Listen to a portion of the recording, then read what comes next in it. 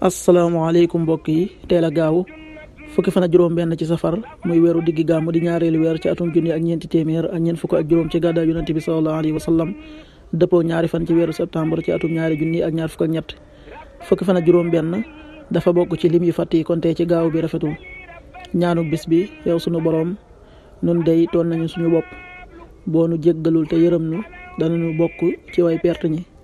rabbana zalamna anfusana wa in lam taxfir lana wa tarxamna lanakunanna min alxaasirin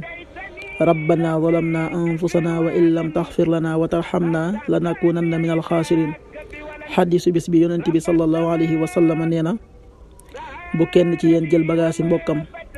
moo xam ngir fola wala ngir ak dëggal la ku jël yetu mbokkam sax naka ko delloo xadis bi Abu Daawud nettali na ko qaala rasulullahi sallallahu alayhi wa sallam laa yaqudanna ahadukum mataaca aqihi laaciban wala jaada wa man axasa asa aqihi falyaruddaha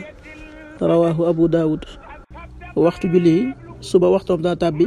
5h41 juróomi waxtu yu tegal ñeent fukki simili ak benn tisbaar 13h34 benn waxtu wu tegal fanweeri simili ak ñeent takkusaan 16h34 ñeenti waxtu yu tegal fanweeri simili ak ñeent timis 19h20 juróom-ñaari waxtu yu tegal ñaar fukki simili gee 20h31 juróom-ñetti waxtu yu tegal fanweeri simili ak benn loolu mooy waxtu julli ci Touba ak li ko wër bu fekkee nekkoo Touba soo ko féetee penku ñaar fukk ak juróom-ñaari kilomètre ju ne wàññil benn simili soo ko féetee sowwu ñaar fukk ak juróom-ñaari kilomètre ju ne yokkal benn simili soo ko féetee gànnaar wala Saloum téeméeri kilomètre ju ne yokkal benn simili jant bi dana fenk 6h56 juróom benn waxtu yu tegal juróom fukki simili ak juróom benn di so 19h16 juróom-ñaari waxtu yu tegal fukki simili ak juróom benn yàlla nanu yàlla nangul te nangul leen amin